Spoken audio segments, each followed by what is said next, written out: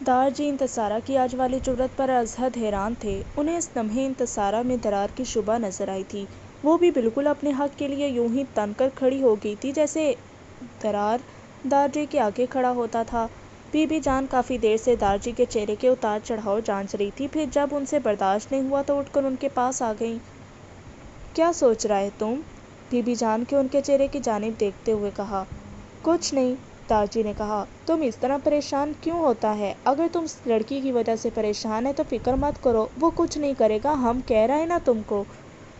دار جی نے حیرت سے بی بی جان کی طرف دیکھا تھا جو سمجھ نہیں پا رہی تھی کہ حالات کیا ہو رہے ہیں، لیکن اس لمحے وہ انہیں سمجھانا نہیں چاہتی تھی، اس لیے خاموش تھے۔ فوادیل کو انتصارہ کا اس طرح سب کے سامنے بولنا بالکل بھی اچھا نہیں لگا تھا۔ وہ اپنے کمرے میں انتہائی غصے سے ٹہل رہا تھا۔ جب پھر بھی غصہ ٹھنڈا نہ ہوا تو وہ باہر لاؤنج میں آ گیا جہاں زہیب خان اخبار پڑھ رہے تھے۔ کہا تھا نا آپ سے میں نے کہ مت کریں ایسا، وہ نہیں کرنا چاہتی شادی، کیوں زبردستی کر رہے ہیں آپ؟ وہ اپنے باپ کے سامنے انتہائی غصے سے کہہ رہا تھا، اور زہیب خان آج زندگی میں پہلی بار اپنے بیٹے کو ایک لڑکی کی وجہ سے غصے میں دیکھ رہے تھے۔ جس بات کا انہیں ڈر تھا وہ ہو گئی تھی۔ انہوں نے آج تک اپنے بیٹے کو اس طرح کرتے نہیں دیکھا تھا۔ تم ٹینشن کیوں لے رہے ہو؟ میں ہوں نا، سب سنبھال لوں گا، زہیب خان نے انتہائی بے فکری سے اس سے کہا تھا۔ شاید وہ اپنے ذہن میں کچھ طے کر چکے تھے۔ فوادیل غصے میں ہی باہر نکل گیا۔ اب اس کا رخ انتصارہ کی یونیورسٹی کی جانب تھا۔ اس کے جاتے ہی انہوں نے اپنے خاص بندے کو بلایا تھا۔ سنو، جو کام میں نے کہا تھا نا تم سے، وہ ہو جانا چاہیے۔ اور ہاں، ایک بات کا دھیان رکھنا، اس سے کوئی نقصان نہیں ہونا چاہیے، صرف ڈرانا ہے، سمجھے نا؟ جی ہاں جی، جو حکم، وہ کہہ کر باہر نکل گیا، اور وہ قدرے پرسکون ہو گئے تھے جیسے سارے مسئلے کا حل تلاش کر لیا ہو۔ وہ کب سے اس کی یونیورسٹی کے باہر گاڑی سے ٹیک لگائے کھڑا اس کا انتظار کر رہا تھا۔ اسے آج انتصارہ کو سبق سکھانا تھا۔ وہ اس سے کہنے کے لیے لفظ سوچ ہی رہا تھا جب وہ اسے یونیورسٹی سے باہر آتی دکھائی دی، گرے پشمینہ کی شال سر پر اوڑھے، اسکن فراک چوڑی دار پاجامے کے ساتھ پہنے۔ اسے آج سے پہلے وہ کبھی اتنی خوبصورت نہیں لگی تھی۔ وہ مبہوت ہو کر اس کو دیکھ رہا تھا۔ منہ اس کا ہمیشہ کی طرح ڈھکا ہوا تھا، پر اس کے چہرے سے کس کافر نے محبت کی تھی، اسے تو اس کی اداؤں نے پھنسایا تھا۔ وہ اپنی گاڑی کی طرف بڑھ رہی تھی جب اسے ہوش آیا تھا، اور وہ تیزی سے اس کی جانب بڑھا۔ اس کے پاس پہنچ کر حسب عادت فوادیل نے اس کی کلائی کھینچی تھی، لیکن آج کلائی کھینچنے سے اس کے منہ سے چادر بھی اتر گئی تھی۔ اب انتصارہ ساری خان کا ہر نقش فوادیل زہیب خان کے سامنے تھا۔ کان سی بھوری آنکھیں جن پر لمبی لمبی پلکوں کا سایہ رہتا تھا، چھوٹی سی ستواں ناک، اور خوبصورت درمیانے ہونٹ جو اس کے سرخ رنگ کو اور خوبصورت بناتے تھے۔ ناک کے نیچے اور ہونٹوں کے اوپر درمیان میں گہرا سیاہ تل۔ وہ خوبصورت تھی بالکل اپنے باپ جیسی، جبکہ امباج کے نین نقش بی بی جان جیسے تھے، اور گہری سمندری آنکھیں اس کی اپنی تھیں۔ انتصارہ نے سٹ پٹا کر اس کے کلائی چڑھوائی اور چہرہ ڈھانپا تھا۔ تمہیں تمیز نہیں ہے، جب دیکھو بازو کھینچتے رہتے ہو؟ وہ کمپوز ہو کر غصے کی کیفیت میں اس سے بولی۔ مجھے بات کرنی ہے تم سے، چلو میرے ساتھ، اس نے اس سے کہا تھا اور بازو دوبارہ تھاما تھا۔ چھوڑو مجھے، تم اور تمہارا باپ سمجھتے کیا ہو خود کو؟ جب دیکھو منہ اٹھا کر آ جاتے ہو، آخر کیا بگاڑا ہے میں نے تم لوگوں کا، بولو؟ انتصارہ اس سے چیخ کر بولی تھی۔ اپنی بکواس بند رکھو انتصارہ سالی خان، اور میرے باپ کے بارے میں تمیز سے بات کرو، ایسا نہ ہو کہ میں کوئی سخت قدم اٹھا لوں یہاں ابھی۔ تمہاری کل والی حرکت مجھے بھولی نہیں ہے۔ تم فوادیل زہیب خان، تمیز سے رہنے کی ضرورت تمہیں ہے، مجھے نہیں۔ خواہ خواہ میں میرے پیچھے پڑ گئے ہو، آخر جان کیوں نہیں چھوڑ دیتے ہو تم میری؟ وہ اب عاجز آ کر اس سے کہہ رہی تھی۔ جان تمہاری اب نہیں چھوٹے گی، آخر 30 سال قبل جو ہوا تھا اس کا حساب بھی تو چکانا ہے۔ کیا ہوا تھا 30 سال قبل جس کا حساب میں چکاؤں گی، اور جو میں نے کیا بھی نہیں ہے؟ سننا چاہو گی کہ کیا کیا تھا تمہارے اس نام نہاد دار جی نے میرے باپ اور تمہاری پھوپھی کے ساتھ؟ تمہارا باپ اور میری پھوپھی، کیا مطلب ہے اس سب کا؟ انتصارہ نے حیران ہو کر اس سے پوچھا تھا، اور پھر فوادیل نے 30 سال پہلے ہونے والی ہر بات اسے بتائی تھی۔ تو اس میں میرا کیا قصور ہے؟ میں قربانی کیوں دوں؟ قصور تو تمہاری پھوپھی کا بھی نہیں تھا، انہوں نے دی نا قربانی، تو تمہیں بھی دینی پڑے گی۔ تمہاری ایک قربانی سے اس خاندان کی آنے والی ہر نسل قربانی سے بچ جائے گی، اور تمہاری قربانی تو مشکل بھی نہیں ہے، صرف مجھ سے شادی ہی تو ہے۔ اس نے بڑے آرام سے انتصارہ کے سر پر بم پھوڑا تھا۔ بکواس بند کرو، شکل دیکھی اپنی، میں صرف معجب کی ہوں، اس کے علاوہ کوئی نہیں، انڈرسٹینڈ؟ اس نے انگلی اٹھا کر اس سے کہا۔ یہ تو وقت ہی بتائے گا۔ اور وہ اسے وہاں چھوڑ کر واپس اپنی گاڑی کی طرف چلا گیا اور انتصارہ وہاں بت پری کھڑی رہ گئی۔ اسے 30 سال پہلے والی تکلیف آج اپنے جسم میں محسوس ہو رہی تھی اور اس کے ہر اعضاء کو تکلیف میں مبتلا کر رہی تھی۔ ایک طرف اس کی محبت تھی تو دوسری طرف خاندانی روایات سے تاحیات باقی آنے والے لوگوں کا چھٹکارا، کیونکہ یہ سچ تھا اگر انتصارہ دار جی کے خلاف جا کر فودیل سے شادی کر لیتی تو روایات کی بازگشت ہمیشہ کے لیے ختم ہو جاتی، کیونکہ زہیب خان جانتے تھے کہ دار جی کے آگے انتصارہ کے علاوہ اور کوئی لڑکی نہیں کھڑی ہو سکتی، اس لیے انہوں نے اس کا انتخاب کیا تھا۔ اس کے آفس جانے کے بعد وہ ایسے ہی مین انٹرنس کی سیڑھیوں پر بیٹھ گئی تھی۔ ہاتھ میں ایک چائے کا مگ بھی تھا، پر دل ہنوز اداس تھا۔ کتنی محبت کرتی تھی وہ ذکوان سے، یہ تو اسے کبھی اندازہ ہی نہیں ہوا تھا۔ اس کی زندگی کا دائرہ اب ذکوان سے شروع ہو کر اس کی ذات پر ہی ختم ہو جاتا تھا۔ عورت ہمیشہ مرد کی زندگی میں دائرے کی طرح گھومتی ہے، کبھی اس کی ایک نظر کے لیے دائرے میں چکر کاٹتی ہے تو کبھی اس کی نرمی سے بولے لفظوں کے لیے، کبھی اس سے اظہار محبت سننے کی خواہش میں رلتی ہے تو کبھی اس کو خوش کرنے کے لیے۔ عورت ہمیشہ مرد کی زندگی میں اہمیت رکھتی ہے، اس کی زندگی کے حسین لمحات کو اپنی خوبصورت مسکراہٹ سے قید کرتی ہے، اس کے ساتھ زندگی جینا چاہتی ہے جیسے وہ ذکوان کے ساتھ اپنی زندگی کا ہر لمحہ جینا چاہتی تھی۔ اسے اس کی ہر غلطی اور ہر کوتاہی کے ساتھ محبت کرتی تھی، لیکن کبھی کبھی محبت کرنے والا گہرا زخم دیتا ہے تو تکلیف تو ہوتی ہے۔ وہ بھی اپنے اندر اسی طرح کی تکلیف محسوس کر رہی تھی۔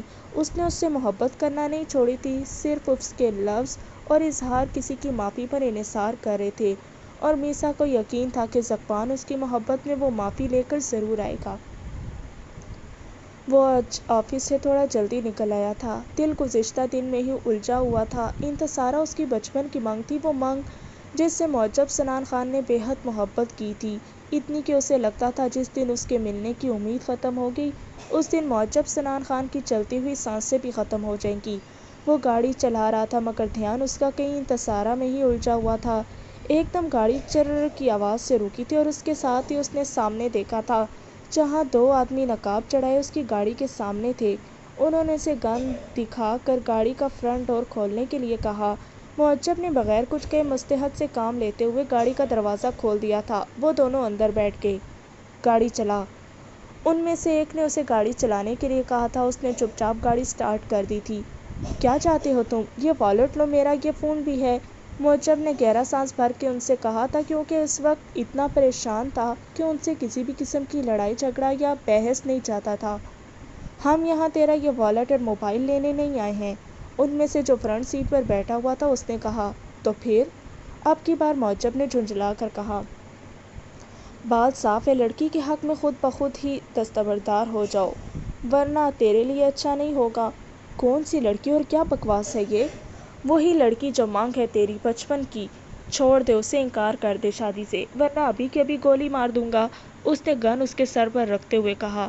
خبردار، جو اس کا نام بھی اپنی زبان پر لائے تو بغیرت سمجھا ہے کیا جو چھوڑ دوں اسے؟ میری ہے وہ، معجب نے بھی اب ذرا غصے سے ان سے کہا تھا۔ تو ایسے نہیں مانے گا؟ ایک بار پھر سے سوال کیا گیا تھا۔ جو کرنا ہے کر لو، گولی مارنی ہے مار دو، ویسے بھی جس زندگی میں وہ نہیں ہوگی اس کا کوئی فائدہ بھی نہیں ہے، اس نے مضبوطی سے اس سے کہا۔ بکواس بند کر اپنی اور چھوڑ دے اسے، ورنہ کہا ہے نا کہ نہیں تو نہیں۔ اسی کے ساتھ ہی فضا میں گولی کی آواز گونجی تھی۔ گولی کہاں لگی یہ کوئی نہیں جانتا تھا، اس وقت وہ دونوں وہاں سے نکل کر بھاگے تھے۔ سنسان سڑک پر معجب سنان خان بے یار و مددگار پڑا ہوا تھا، شاید اپنی آخری سانسوں کے دہانے پر تھا وہ۔ تمہیں پہلے بھی بتایا تھا، چاہا ہے تم کو دل سے، تمہیں پہلے بھی بتایا تھا، مانگا ہے تم کو دل سے، میری ایک گزارش سن لو، بس میری رہنا تم ہمیشہ، فقط میری رہنا بس تم۔ ایمن خان۔ حویلی کے ماحول میں کشیدگی بڑھتی جا رہی تھی۔ دار جی اور بی بی جان آج پھر اکٹھے بیٹھے ہوئے تھے۔ بی بی جان آج دار جی سے وہ کہنے کا ارادہ رکھتی تھی جس کی ہمت وہ شاید کبھی نہیں کر پائی تھی۔ خان، انہوں نے انہیں اتنی آہستہ مخاطب کیا تھا کہ بمشکل ہی دار جی سن پائے۔ ہاں؟ دار جی نے سوالیہ نظروں سے ان کی جانب دیکھا۔ ان کے جواب پر بی بی جان لفظ تلاش کرنے لگی جو انہیں آج دار جی سے کہنے تھے، کیونکہ برداشت ان کی بھی بس آخری دہانے پر کھڑی تھی۔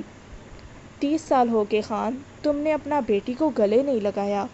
بی بی جان نے وہ بات کہہ دی جس کی اذیت وہ پچھلے 30 سال سے برداشت کر رہی تھی۔ کوئی اور بات کرو زرنور بانو۔ اس بات کا کوئی جواب نہیں ہے میرے پاس۔ دارجی نے اپنے اسی اصل سپاٹ لہجے میں ان سے کہا۔ خان، قربانی تو اس نے دے دی، تو پھر سزا کیوں بھگت رہا ہے وہ؟ تمہارا طرف سے اس کا سزا کا ترمیم کب ہوگا؟ اس نے ہمارا عزت کو داغدار کر دیا تھا۔ دارجی نے کمزور سی دلیل دی تھی۔ کون سا عزت خان، اور کب؟ کیا اس نے داغدار تمہارا اس نام نہاد عزت کا خاطر ہی تو مارا؟ اولاد نے 30 سال اپنا شوہر سے جوتیاں کھائی ہیں۔ بی بی جان نے بھی وہ راز اگل دیا جسے سینے میں وہ چھپائے پھر رہی تھی۔ کیا بکواس کرتا ہے تم؟ شیر خان نے ہمارا بیٹی کو مارا؟ دارجی نے بے یقینی سے ان سے کہا۔ خان، ایک بار نہیں، کئی بار۔ بی بی جان کے آنسوؤں نے ان کا چہرہ بھگو دیا تھا۔ دارجی ایک دم خاموش سے ہو گئے۔ ایک بار بھی وہ شکایت لے کر تمہارا پاس نہیں آیا؟ جانتا ہے خان کیوں؟ کیونکہ ہم یا وہ یا اس حویلی کا کوئی بھی عورت ہو، جب ایک بار باپ دادا کی عزت کا خاطر قربانی دے دیتا ہے تو ساری زندگی اللہ سے اس پر ثابت قدم رہنے کا دعا کرتا ہے، اور یہی دعا مارا بچی نے بھی کیا۔ ساری زندگی دھتکار برداشت کیا، اور اس دن جانتا ہے ہم کو کتنا تکلیف ہوا جب اس کے منہ پر زخموں کا نشان دے کر ہم نے ایسے نظریں چرائیں جیسے ہم نے کوئی چوری کیا ہو۔ بی بی جان بول رہی تھی جبکہ دارجی آگے سے بالکل خاموش تھے۔ ہم کو اکیلا چھوڑ دو۔ آواز اتنی آہستہ تھی کہ بی بی جان مشکل سے ہی سن پائیں۔ وہ اٹھ کر باہر نکل گئیں جبکہ دارجی وہیں بس ٹھہر سے گئے۔ انہیں آج صحیح معنوں میں اپنا آپ بوڑھا محسوس ہو رہا تھا۔ وہ رات کو فارغ ہو کر کمرے میں آیا تھا۔ اس کا چہرہ دیکھ کر امباج کو کسی پریشانی کا ادراک ہوا۔ کیا ہوا؟ سب ٹھیک ہے؟ آپ پریشان لگ رہے ہیں۔ اس نے بالوں میں برش کرتے کرتے اس سے پوچھا۔ ہاں، معجب کو اتنی دیر ہوگی آفس سے نکلے ہوئے۔ وہ مجھ سے بھی پہلے نکلا تھا لیکن ابھی تک وہ حویلی پہنچا نہیں۔ مجھے فکر ہو رہی ہے اس کی بہت۔ آپ ٹینشن کیوں لے رہے ہیں؟ آ جائے گا، دوستوں کی طرف چلا گیا ہوگا۔ امباج اسے تسلی دے رہی تھی جب اس کا فون بجا تھا۔ درار نے فون کان سے لگایا اور اس کے بدلتے تاثرات امباج واضح دیکھ سکتی تھی۔ چہرہ از حد پریشان ہو گیا تھا، قطعی آنکھوں میں سرخی واضح تھی۔ فون بند کرنے کے بعد وہ ساکن تھا۔ کیا ہوا ہے؟ ایسے کیوں بہیو کر رہے ہیں؟ وہ معجب کو گولی۔ اس سے آگے کے الفاظ اس سے ادا نہیں ہو رہے تھے۔ وہ بھاگ کر اپنے کمرے سے باہر نکلا تھا۔ ادام کے کمرے کا دروازہ اس نے جارحانہ انداز میں کھٹکھٹایا۔ لالا، پلیز اوپن دا ڈور۔ ادام نے دروازہ کھولا تو سامنے اسے پریشان حال پایا۔ لالا، معجب کو گولی مار دی کسی نے، مجھے ہاسپٹل سے فون آیا تھا۔ دونوں باہر کی طرف بھاگے تھے۔ رات کے وقت انہوں نے کسی کو بھی نہیں بتایا تھا۔ وہ دونوں ہاسپٹل پہنچے تھے۔ ڈاکٹر نے معجب کی حالت کافی سیریس بتائی تھی کیونکہ گولی بالکل دل کے پاس لگی تھی۔ خون بہت ضائع ہو گیا تھا۔ وہ دونوں شکستہ حال بینچ پر بیٹھے ہوئے تھے۔ خان، بابا جان اور دارجی کو بتانا تو پڑے گا نا۔ بابا جان کو فون ملاؤ۔ میں کیسے؟ پلیز لالا، آپ بتا دیں۔ میں اس وقت کچھ بھی کہنے کی پوزیشن میں نہیں ہوں۔ وہ اٹھ کر باہر نکل گیا تھا جبکہ ادام نے حویلی میں فون کر کے بتا دیا تھا۔ حویلی میں تو جیسے سکوت سا چھا گیا، ایک قیامت کا سما مچ گیا تھا۔ اگلے ہی پل پیر خان، دارجی اور سالک اشمل خان سبھی کے ساتھ ہاسپٹل آ گئے تھے۔ اندر معجب سنان خان زندگی اور موت کے درمیان جھول رہا تھا اور دوسری جانب انتصارہ سالک خان بھی۔ جیسے ہی سب مرد ہاسپٹل کے لیے نکلے، یمامہ انتصارہ کے کمرے میں داخل ہوئی تھی جو شاید سونے کی تیاری کر رہی تھی۔ اسے دیکھ کر وہ ہلکا سا مسکرائی۔ ارے واہ، اپنے ہسبینڈ کو اس ٹائم اکیلا چھوڑ کر میرے پاس آ گئی ہو۔ کوئی جھگڑا تو نہیں ہو گیا لالا سے؟ وہ حسب عادت چہرے پر شریر مسکراہٹ سجا کر اسے تنگ کہہ رہی تھی لیکن بدلے میں یمامہ کا سنجیدہ رویہ اسے واقعی کسی انہونی کا پتہ دے رہا تھا۔ کیا بات ہے یمامہ، کیا واقعی لالا سے جھگڑا ہو گیا ہے تمہارا؟ چلو میں بھی بات کرتی ہوں لالا سے۔ اس کا ہاتھ پکڑ کر اسے کمرے سے باہر لے کر جا رہی تھی جب یمامہ نے اس کا ہاتھ تھاما تھا۔ انتصارہ، میرے کوئی جھگڑا نہیں ہوا۔ تو پھر کیا ہوا ہے مجھے بتاؤ، انتصارہ اس کے چہرے کو دیکھتے ہوئے کہہ رہی تھی۔ وہ معجب لالا۔ کیا ہوا معجب کو؟ ملنے تو نہیں آ گیا مجھ سے چھپ کر؟ کہا بھی تھا صبر کر لے، لیکن ان سے صبر ہوتا ہی کہاں ہے؟ کہاں ہے؟ میں ابھی دیکھتی ہوں۔ وہ پھر کمرے سے باہر جانے لگی تھی جب یمامہ نے انتصارہ کی بازو پکڑ کر روکا تھا۔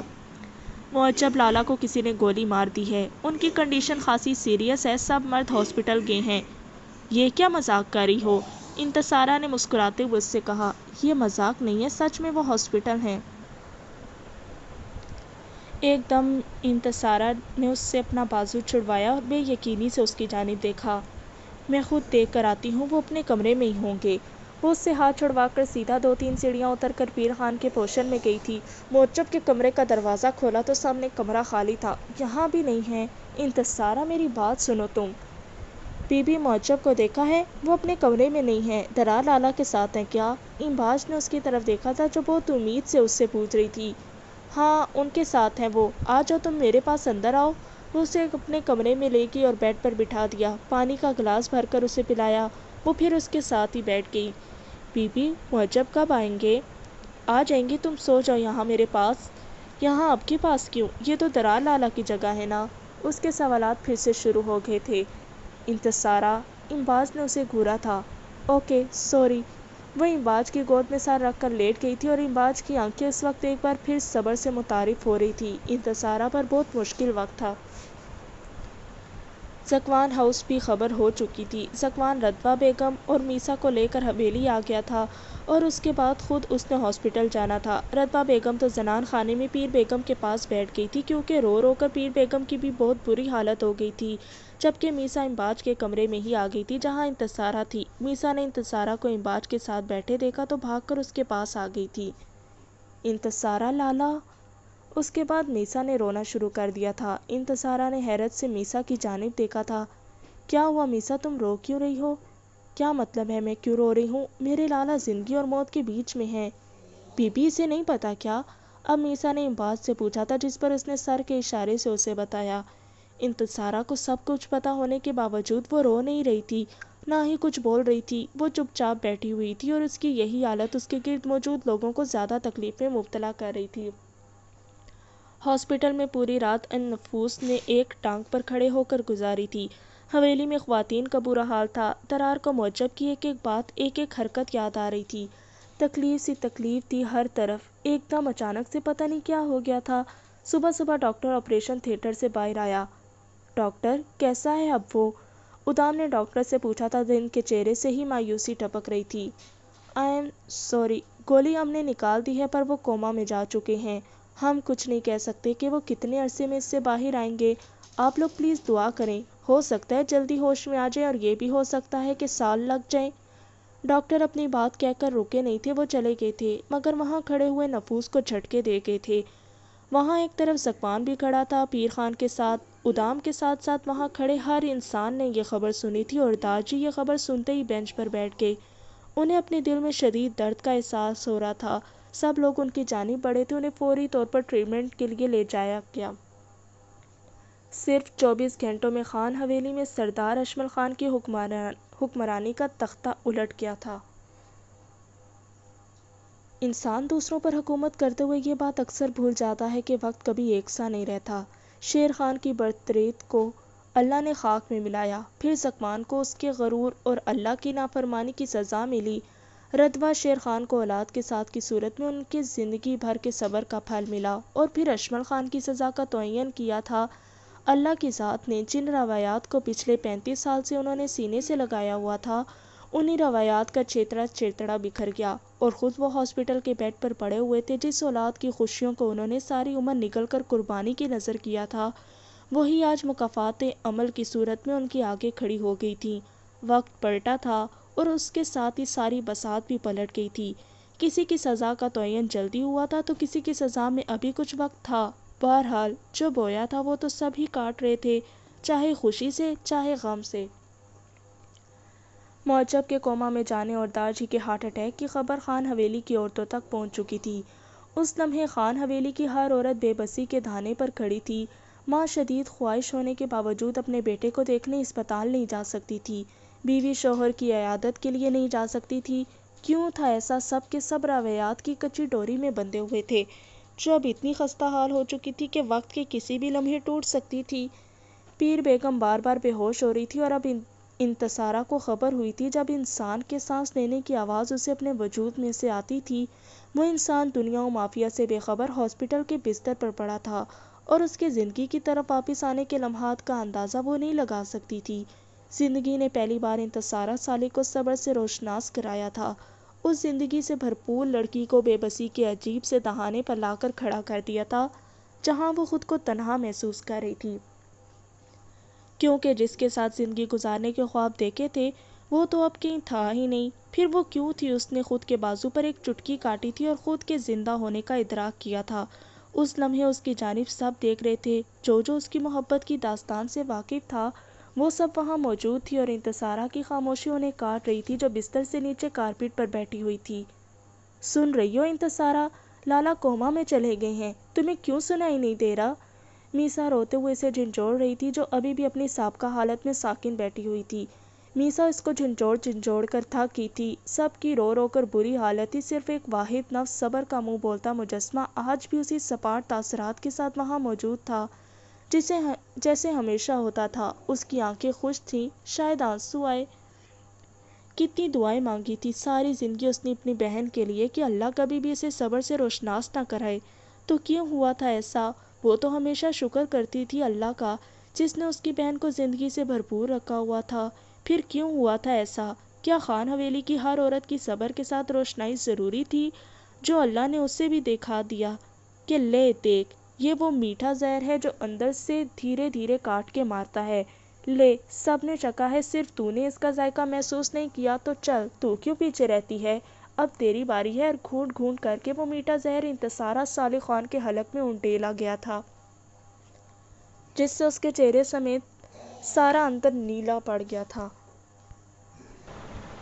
وہ خاموشی سے اپنی زندگی سے بھرپور بہن کے صبر کو دیکھ رہی تھی۔ وہ اسے خود کی طرح پتھر نہیں بنانا چاہتی تھی، اس لیے وہ اپنی جگہ سے اٹھی تھی، کیونکہ وہ جانتی تھی کہ اگر آج انتصارہ کو نہ رلایا گیا تو ساری زندگی کے لیے خان حویلی میں ایک اور بے حس امباد صالح خان جنم لے لیتی۔ وہ قدم قدم اس کے پاس آئی تھی، گھٹنوں کے بل زمین پر اس کے قریب بیٹھی تھی، اس نے اس کا کندھا ہلایا تھا۔ انتصارہ نے اپنی خالی خالی آنکھوں سے اس کے چہرے کو دیکھا تھا، جہاں لب بھینچے ہوئے امباج کو اسے دیکھ کر تکلیف ہوئی تھی۔ کیا تمہیں کوئی فرق نہیں پڑ رہا انتصارہ کہ وہ ہوش میں نہیں ہے؟ اسے تکلیف ہوئی ہے۔ امباج نے نرمی سے اس کا کندھا تھپتھپا کر اس سے کہا تھا۔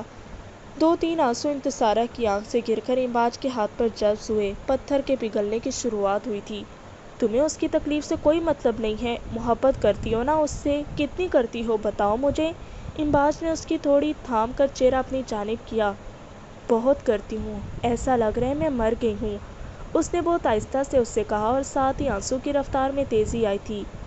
بی بی معجب، اور پھر وہ اندھا دھند روئی تھی۔ اس کی چیخیں خان حویلی کے در و دیوار میں جذب ہو رہی تھی، اس کی سسکیاں وہاں موجود ہر نفس کو رلا رہی تھی۔ امباج نے اسے اپنے ساتھ لگایا تھا، لیکن اس نے اسے خاموش نہیں کرایا تھا، اسے رونے دیا تھا۔ وہ نہیں چاہتی تھی وہ خاموش ہو، اس کا اندر دھل رہا تھا۔ امباج نے اپنی بہن کو ایک اور امباج بننے سے بچا لیا تھا۔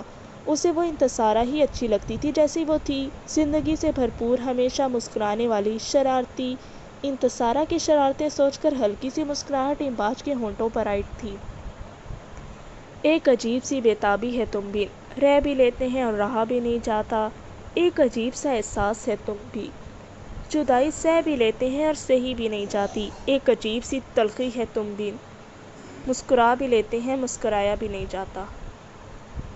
معجب کو ہاسپٹل میں رہتے ہوئے ایک ہفتہ گزر چکا تھا۔ داجی 2 دن پہلے ہی ہاسپٹل سے ڈسچارج ہو کر گھر آئے تھے۔ ڈاکٹرز کے مطابق انہیں مائنر ہارٹ اٹیک ہوا تھا، جس کا فوری ٹریٹمنٹ کر دیا گیا تھا، لیکن وہ کافی کمزور ہو گئے تھے، اور اس پر حیرانی کی بات یہ تھی کہ وہ جب سے حویلی واپس آئے تھے وہ چپ چاپ اپنے کمرے میں تھے۔ انہوں نے کسی سے بھی کوئی بات نہیں کی تھی، صرف بی بی جان ہی تھی جو ان کی ہر ضرورت کا خیال رکھ رہی تھی۔ تو وہ وقت آ گیا تھا جب قدرت نے سردار اشمل خان، ایک ایسا انسان جس نے 35 سال ایک قبیلے پر حکومت کی تھی، خاموش ہو کر رہ گیا تھا۔ انہیں اپنی خاموشی میں دھیرے دھیرے اپنی زندگی بھر کیے گئے اقدامات یاد آ رہے تھے۔ لمحوں میں انہوں نے ایک فیصلہ کیا تھا اور اب انہیں اس کی تکمیل چاہیے تھی۔ بی بی جان اندر داخل ہوئی تو انہوں نے انہیں مخاطب کیا، بانو؟ ہوں۔ داجی نے مخاطب کیا تو بی بی جان نے انہیں جواب دیا، انتصارہ کو بلاؤ۔ اچھا، وہ کہہ کر باہر نکل گئی تھی، اور کچھ دیر بعد انتصارہ اندر داخل ہوئی۔ جی داجی، وہ کہہ کر ان کے بیڈ کے ساتھ رکھی کرسی پر بیٹھ گئی۔ اگر ہم تم سے کچھ مانگیں تو کیا تم ہم کو دے گا؟ سوال تھا کہ خنجر جو انتصارہ کو اندر کھپتا ہوا محسوس ہو رہا تھا، کیونکہ شاید وہ جانتی تھی کہ وہ کیا مانگنے والے ہیں۔ اس نے ایک گہرا سانس بھرا اور پھر گویا ہوئی، میں کوشش کروں گی کہ آپ کو مایوس مت کروں، اس نے انتہائی آہستگی سے ان سے کہا۔ تم زہیب کے بیٹے فودیل سے شادی کر لو بچے۔ دارجی نے انتصارہ کی روح کو لمحوں میں تار تار کیا تھا۔ وہ بے یقینی سے دارجی کی جانب دیکھ رہی تھی جہاں سنجیدگی تھی اور اس کے علاوہ ان کا سپاٹ چہرہ جیسے ہمیشہ دوسروں کو سزا سناتے ہوئے ہوتا تھا۔ معاف کیجیے گا دارجی، لیکن یہ میرے اختیار میں نہیں ہے، اس نے لمحوں میں فیصلہ کیا۔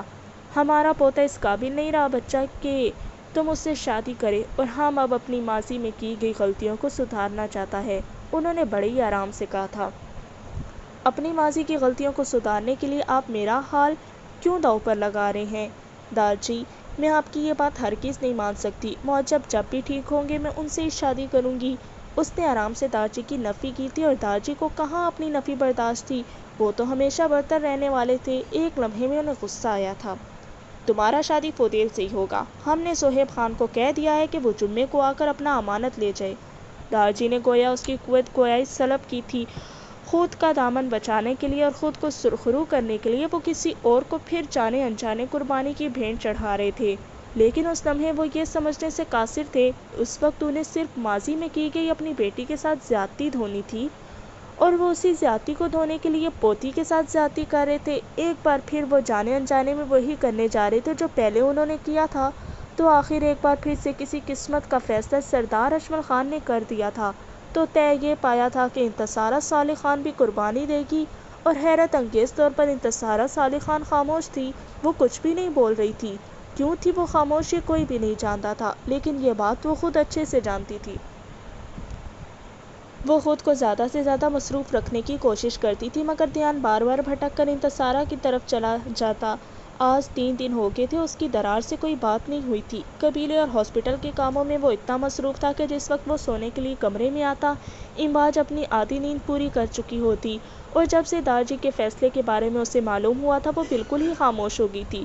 آج زندگی میں پہلی بار اسے دارجی سے کوئی گلہ ہوا تھا، اور بہت شدید ہوا تھا، ورنہ آج تک اسے کوئی بھی بات بری نہیں لگتی تھی۔ اس نے اس فیصلے پر زندگی میں پہلی بار صالح اجمل خان بھی بولے تھے، لیکن ہمت کسی کی بھی نہیں تھی کہ وہ دارجی کے آگے کچھ بولتا۔ معجب کی حالت نے تو ویسے ہی سب کو نچوڑ کر رکھ دیا تھا۔ پیر بیگم بہت خاموش ہو گئی تھی، نہ کسی سے بات کرتی اور نہ کسی کو مخاطب کرتی، اور دوسری طرف رحمہ بانو کو انتصارہ کا دکھ اندر ہی اندر مار رہا تھا۔ یہ سب خاموش تھے، خاموش تماشائی جو کسی کو سولی پر چڑھتا ہوا دیکھ کر افسوس ضرور کرتے تھے، روتے ضرور تھے، مگر اس کی زندگی بچانے کی ہمت ان میں سے کسی کی بھی نہیں ہوتی تھی۔ جس خان حویلی میں چہل پہل رہتی تھی، انتصارہ اور میسا کے قہقہے گونجا کرتے تھے، آج وہاں ویرانیوں کا راج تھا۔ کبھی کبھی بڑوں کی گئی غلطیوں کا خمیازہ بچوں کو بھگتنا پڑتا ہے، اور یہی خان حویلی میں بھی ہو رہا تھا۔ ہر کوئی اپنے نہ کردہ گناہوں کی سزا بھگت رہا تھا، سب کچھ ٹوٹ رہا تھا جس میں جذبے اور ارمان سر فہرست شامل تھے، سب زندہ لاشوں کی طرح ادھر ادھر بھٹک رہے تھے۔ یہ تھی وہ پچھلی کئی 100 سال کی بوسیدہ روایات جو کہ سولی آج بھی انسان چڑھ رہے تھے، اور قصور کس کا تھا؟ قصور ان انسانوں کا تھا جو کئی 100 سال سے ان روایات کو بوجھتے آ رہے ہیں، اور ان کی بقا کے لیے اپنی اولادوں کی خوشیوں کی قربانیاں دیتے تھے۔ ایک پگڑی کی لاج کے لیے کتنی ہی سسکیاں، کتنی ہی آوازیں گونجتی تھیں، پر بے حس لوگوں کو پرواہ کہاں تھی۔ چھوٹی انا بچانے کے لیے ایک اور فیصلہ بے دردی سے کر دیا گیا تھا۔ دارجی نے اچھا نہیں کیا انتصارہ کے ساتھ، آخر کیوں وہ ہم سب کی خوشیوں کے دشمن ہو گئے ہیں؟ وہ آج جلدی آ گیا تھا، اور جب سے اسے انتصارہ کے بارے میں دارجی کا کیا جانے والا فیصلہ پتہ چلا تھا، تب سے وہ شدید غصے میں تھا۔ اس دفعہ واقعی دارجی نے بہت غلط فیصلہ کیا ہے، مجھے بھی بہت برا لگا ہے، وہ نخوت سے سوچ کر کہہ رہی تھی جبکہ وہ کمرے میں چکر کاٹ رہا تھا۔ لیکن یہ نہیں ہوگا اب، کیونکہ میں ایسا نہیں ہونے دوں گا۔ میرے سردار رہتے ہوئے کسی کی حق تلفی نہیں ہوگی۔ وہ اب حتمی فیصلے پر پہنچ چکا تھا۔ سردار صاحب ذرا ٹھنڈے ہو جائیے، آپ پوچھیں تو صحیح دارجی سے کہ انہوں نے یہ فیصلہ کیوں کیا ہے۔ وہ تو میں پوچھوں گا ہی، کیونکہ پانی اب سر سے اونچا ہو گیا ہے، وہ کہہ کر جانے لگا تھا جب امباج نے اس کی بازو تھامی تھی۔ درار نے سوالیہ نظروں سے اس کی جانب دیکھا۔ ابھی بات مت کریں، ان کی طبیعت ٹھیک نہیں ہے، کوئی بھی اسٹریس ان کے لیے اچھا نہیں ہے، پلیز، اس نے التجا کی تھی اس سے، جسے اس نے مان لیا تھا۔ امباج اب اس کے پاس بیٹھ کر اس سے کہہ رہی تھی۔ درار اٹھ کر چینج کرنے وارڈروب کی جانب بڑھ گیا تھا، جبکہ وہ صرف اس کے جذباتی ہونے کے بارے میں سوچتی رہ گئی۔ وقت سرکتا جا رہا تھا، اور اس کے ساتھ ہی انتصارہ کی دھڑکن دھڑکنیں بھی دم توڑتی جا رہی تھی۔ کل جمعہ تھا اور پھر وہ کسی اور کی ہو جاتی، اور ایسا کیسے ہو سکتا تھا کہ وہ معجب سنان خان کے علاوہ کسی اور کی ہو جاتی؟ وہ سر گھٹنوں میں دیے بیٹھی تھی۔ کمرے میں نیم اندھیرا تھا، بالکل اس کی زندگی کے اندھیروں جیسا۔ ایک دم دروازہ کھلا اور کوئی اندر داخل ہوا۔ اس نے بالکل بھی دیکھنے کی کوشش نہیں کی کہ کون داخل ہو رہا ہے اندر۔ وہ متواتر گھٹنوں میں سر دیے بیٹھی رہی۔ رحمہ بانو نے اس کے پاس نیچے بیٹھتے ہوئے اس کے سر پر ہاتھ رکھا تھا۔ اس نے مورے کی شفقت محسوس کرتے ہوئے سر اٹھایا۔ آنکھیں خوش تھیں پر دل بھرا ہوا تھا۔ کیا بات ہے بچے، کب تک ایسے رہو گی تم؟ انہوں نے اس کے بال چہرے سے پیچھے ہٹاتے ہوئے اس سے کہا۔ معجب مجھے بے وفا سمجھیں گی مورے، اس نے بے بسی سے اپنی ماں سے کہا تھا۔ کیوں سمجھے گا وہ تمہیں بے وفا؟ تم نے کون سے اس سے محبت کے دعوے کر کے چھوڑا ہے اسے؟ اب وہ انہیں کیا بتاتی کہ ساری زندگی سارے وعدے ہی اس سے کیے تھے۔ میں ان کے علاوہ کسی سے شادی نہیں کروں گی، میں نے بچپن سے ان سے محبت کی ہے، ایک بار پھر بے بسی سے کہہ رہی تھی۔ محبت کی راہ پر مت چلو بچے، یہ تباہی کے کنارے تک لے کر جاتی ہے۔ تم دونوں بہنوں نے ہی اپنے لیے کیوں مشکل راستے چنے ہیں؟ کیوں ان راستوں پر چلتی ہو جہاں کانٹے بھرے ہوئے ہوتے ہیں، جو پیروں کو لہو لہان کر دیتے ہیں؟ وہ اس کا سر سہلاتے ہوئے بڑی آہستگی سے اس سے کہہ رہی تھی۔ نہ مورے، راستے مشکل نہیں ہیں انہیں ہمارے لیے آپ لوگوں نے مشکل بنا دیا ہے۔ ہر وقت ہر لمحے اپنی مرضی مسلط کر دیتے ہیں آپ۔ ایک بات بتائیں، اگر قربان ہی کرنا ہوتا ہے تو پھر پیدا کیوں کرتے ہیں؟ ان پوسیدہ روایات کی تکمیل کے لیے اولاد قربان کر دیتے ہیں تو یہ بہتر نہیں ہے کہ پیدا ہوتے ہی ہمارا اپنے ہاتھوں سے گلا گھونٹ دیں، تاکہ جو زندگی بھر انہیں تکلیف میں مبتلا کرنا تھا اس تکلیف کو ایک بار ہی سہ لیں۔ وہ آج بہت تلخ ہو گئی تھی، اتنی کڑوی باتیں کر رہی تھی کہ رحمہ بانو کو اپنے منہ میں اس کی کڑواہٹ کا ذائقہ محسوس ہو رہا تھا۔ دادا جی کا فیصلہ اٹل ہے بچے، ایک بار پھر سے سمجھایا گیا تھا۔ دادا جی کا تو موت کا ہر فیصلہ ہی اٹل ہوتا ہے۔ یہ ہم اور آپ ہی ہیں جنہوں نے ہمیشہ دادا جی کو ان کے غلط فیصلوں میں سپورٹ کیا ہے۔ اسی بیجا سپورٹ کی وجہ سے دادا جی کو ہمیشہ اپنا آپ صحیح اور باقی سب غلط لگتے ہیں۔ اس کا کہا گیا ایک ایک جملہ درست تھا۔ دروازے میں کھڑے سالک اشمل خان نے اپنی بیٹی کے کہے ہر جملے کی تردید کی تھی۔ ٹھیک ہی تو کہہ رہی تھی، وہ غلط باتیں لگتی بھی تھیں، لیکن وہ بڑے ہیں، سردار کے رتبے پر فائز ہیں۔ اس رتبے اور بڑے پن نے ان سے ہر غلط فیصلہ صحیح کہہ کر منوایا ہے۔ لیکن مورے، اس بار مقابل میں ہوں، دادا جی کے اپنے ساتھ میں کچھ غلط نہیں ہونے دوں گی، دیکھیے گا آپ۔ وہ انگلی اٹھا کر ان سے کہہ رہی تھی اور پھر اٹھ کر کمرے کا دروازہ کھول کر باہر نکل گئی، اور پیچھے رحمہ بانو اس کے عزائم سن کر ہی حیران رہ گئی کہ نہ جانے وہ کیا کرنے والی ہے۔ رات کا نہ جانے کون سا پہر تھا، شاید رات دھیرے دھیرے سرک رہی تھی۔ رات کا آخری پہر تھا، لیکن نیند اسے ایک پل کو بھی نہیں آئی تھی۔ موسم کے تیور آج بھی کچھ خطرناک تھے۔ بارش نہیں ہو رہی تھی، مگر ہوا اتنی تیز تھی کہ آندھی آنے کا ادراک دے رہی تھی۔ صرف آج کی رات تھی اور پھر کل؟ اس سے آگے کی سوچ نہ وہ سوچ رہی تھی اور نہ ہی اسے آ رہی تھی، کیونکہ وہ لمحات اس نے آنے ہی نہیں دینے تھے۔ لمحوں کی رفتار سے اس نے ایک فیصلہ کیا تھا۔ اسے میں نہیں سمجھ آ رہا تھا کہ یہ فیصلہ اس نے ٹھیک کیا یا غلط، مگر فیصلہ تو کر لیا تھا، اب صرف اس پر عمل باقی تھا۔ وہ بستر سے اٹھی اور کھڑکی کے پٹ کھولے تھے، جو ہی کھڑکی کھولی تیز ہوا کا جھونکا اندر آیا۔ ہوا نے اس کے رگوں پہ میں سراہد بھر دی تھی۔ کچھ دیر وہ کھڑکی میں کھڑی ہو کر گہرے گہرے سانس لیتی رہی، شاید خود کو سکون پہنچا رہی تھی۔ پھر جب کچھ سکون ہوا تو کھڑکی بند کر کے پلٹ آئی۔ جو وہ اس لمحے کرنے جا رہی تھی، وہ نہیں جانتی تھی کہ اس کے کیا نتائج برآمد ہوں گے، مگر اس لمحے وہ کچھ بھی نہیں سوچ رہی تھی۔ وارڈروب کے پاس پہنچ کر اس نے وارڈروب کھولی اور اندر سے سیاہ چادر نکالی تھی۔ سیاہ چادر سے اس نے اپنا وجود اچھی طرح ڈھانپا تھا اور منہ ڈھانپ کر اپنے کمرے سے باہر آ گئی۔ خان حویلی اس لمحے تاریکیوں میں ڈوبی ہوئی تھی، ہر نفس نیند کی وادیوں میں اترا ہوا تھا۔ پھر اسے نیند کیوں نہیں آ رہی تھی؟ اسی سکون کی تلاش میں تو وہ خان حویلی سے باہر نکلی تھی۔ دھیرے سے اس نے پورچ کا دروازہ کھولا تھا۔ گارڈ کے علاوہ وہاں سناٹا تھا۔ وہ جانتی تھی کہ سب اس لمحے سو رہے ہوں گے۔ وہ دھیرے دھیرے چلتی ہوئی سرونٹ کوارٹر کی جانب آئی، منہ متواتر ڈھانپا ہوا تھا۔ اس نے دھیرے سے دروازہ کھٹکھٹایا تھا، شاید اندر والے بھی سو رہے تھے۔ اس نے دروازہ ایک بار پھر کھٹکھٹایا اور ایک بار پیچھے مڑ کر بھی دیکھا۔ تھوڑی دیر بعد ہی دروازہ کھلا تھا اور گل خان بابا نیند کی حالت میں دروازے سے نمودار ہوئے۔ کون ہیں آپ اور اس وقت یہاں کیا کر رہی ہیں؟ گل خان بابا نے حیرت سے اس کی جانب دیکھتے ہوئے کہا۔ میں انتظارہ ہوں گل خان بابا، مجھے آپ کی مدد چاہیے۔ اس نے انگلیاں چٹکاتے ہوئے گل خان کو اپنی مدد کرنے کے لیے کہا۔ انتصارہ بی بی، آپ اس وقت یہاں کیا کر رہی ہیں اور میں آپ کی کیا مدد کر سکتا ہوں اس وقت؟ گل خان نے پریشانی سے انتصارہ کی جانب دیکھتے ہوئے کہا۔ بابا آپ پلیز اس وقت گاڑی نکالیں، مجھے کہیں جانا ہے، اس نے ان سے کہا۔ لیکن اس وقت کسی کو پتہ چل جائے گا تو بی بی میری نوکری خطرے میں پڑ جائے گی، گل خان التجائیہ لہجے میں اس سے کہہ رہا تھا، اور اگر اس لمحے آپ نے میری مدد نہ کی تو میری زندگی خطرے میں پڑ جائے گی، پلیز کسی کو کچھ پتہ نہیں چلے گا، ہم صبح صبح واپس آ جائیں گے، آپ چلیں نا۔ لیکن جانا کہاں ہے بی بی؟ آپ چلیں، میں راستے میں بتاتی ہوں کہ کہاں جانا ہے۔ وہ جلدی سے کہہ کر گاڑی کی پچھلی سیٹ پر بیٹھ گئی تھی اور کچھ ہی دیر میں گل خان نے گاڑی سٹارٹ کر دی تھی۔ گاڑی حویلی کے تیسرے گیٹ سے نکلی تھی کیونکہ وہاں ایک گارڈ تھا جو فی الحال اونگ رہا تھا، اس لیے کسی کو پتہ نہ چلنے کے چانسز کم تھے۔ گاڑی جب حویلی کی حدود سے تھوڑا باہر نکلی تو گل خان نے بھی انتصارہ سے پوچھا، کہاں جانا ہے بی بی؟ بابا کیا آپ کو زہیب خان کا گھر معلوم ہے؟ اس نے بڑے آرام سے گل خان پر بم پھوڑا تھا۔ جی لیکن زہیب خان کے گھر کیوں آپ نے جانا ہے؟ انتصارہ بی بی اگر داجی کو معلوم ہو گیا تو بہت برا ہوگا۔ مجھے کوئی پرواہ نہیں ہے، کچھ بھی ہو آپ بس زہیب خان کے گھر چلیں، مجھے بے حد ضروری کام ہے۔ ٹھیک ہے لیکن ان کا گھر معلم جبہ میں ہے، یہاں سے تقریباً 1 گھنٹہ لگ جائے گا، گل خان نے اپنے مشاہدہ کے مطابق اس سے کہا۔ نہیں بابا 1 گھنٹہ زیادہ ہو جائے گا، مجھے آدھے گھنٹے میں پہنچنا ہے وہاں، آپ جلدی گاڑی چلائیں پلیز۔ انتصارہ نے ان سے جلدی گاڑی چلانے کا کہا۔